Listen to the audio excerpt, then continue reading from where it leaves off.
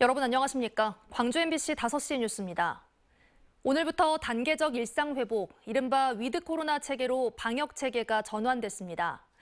이에 따라 사적 모임은 접종 여부에 관계없이 12명까지 허용되고 식당과 카페 등 생업시설의 영업시간 제한이 해제됩니다. 단 유흥주점과 단란주점 등 6종의 유흥시설 영업은 자정까지만 가능하고 노래방이나 헬스장 등 고위험 시설에는 방역 패스가 도입됩니다.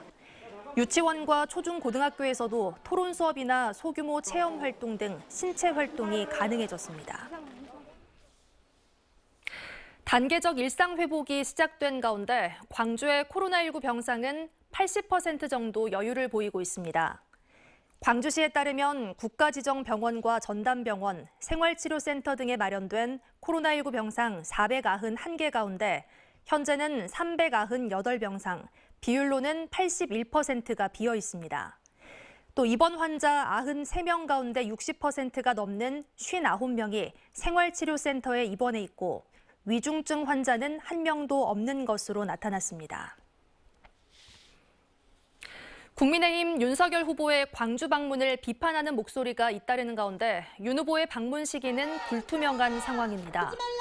민주노총 광주본부는 성명을 통해 윤 후보의 광주 방문 계획은 사과 코스프레로 지지율을 올려보려는 꼼수라고 주장했고 광주 전남 대학생 진보연합도 기자회견을 열어 방문 반대 입장을 밝혔습니다. 윤 후보 측은 당초 내일 광주를 방문해 전두환 옹호 발언과 개 사과 논란 등에 대해 사과할 예정이었지만 캠프 안에서는 오는 5일 대선 후보 확정 이후로 연기하자는 의견이 나오고 있습니다. 기아 타이거즈가 성적 부진에 대한 책임을 묻고 팀 분위기를 쇄신하기 위해 맷 윌리엄스 감독을 사실상 경질했습니다. 기아 타이거즈 구단은 윌리엄스 감독과의 계약을 해지함에 따라 오는 4일부터 시작되는 마무리 훈련 기간 1군은 김종국 수석 코치, 퓨처스 선수단은 이범호 총괄 코치가 맡게 되고 빠른 시일 내 후임 감독을 선임할 계획이라고 밝혔습니다. 조계현 단장과 이화원 대표도 윌리엄스 감독과 동반 사퇴했고 신임 대표이사에는 최준영 기아 부사장이 내정됐습니다. 윌리엄스 감독이 이끈 기아는 지난해 6위에 이어 올해는 시즌 60승도 올리지 못하고 9위에 머물렀습니다. 오는 18일 치러지는 2022학년도 수능시험에 광주와 전남 지역에서는 지난해보다 소폭 증가한 3만 1,500여 명이 응시하는 것으로 집계됐습니다.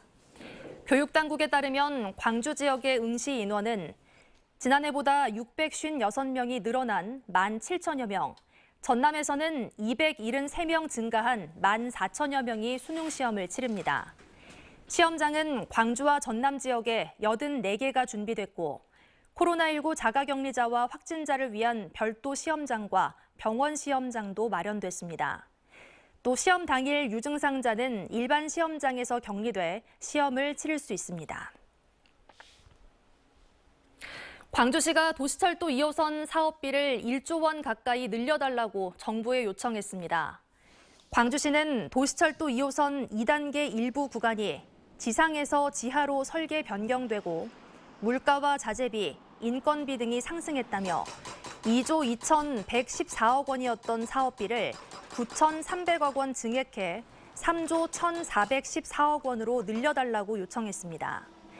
하지만 정부는 사업비가 15% 이상 증액되면 예비타당성 조사를 받아야 한다는 입장이어서 원만하게 협의가 이루어지지 않을 경우 사업 기간 연장 등 차질이 불가피한 상황입니다.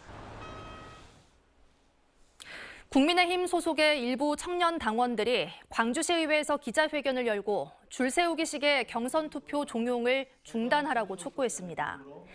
이들은 특정 후보 캠프가 당협위원장을 동원하는 구태의연한 방식으로 공정한 경선을 방해하고 있다며 사실상 윤석열 후보 캠프를 겨냥했습니다. 금속노조 광주 전남 지부가 주식회사 호원 측의 부당노동 행위 혐의가 기소된 것을 두고 재판부에 엄벌을 요구했습니다.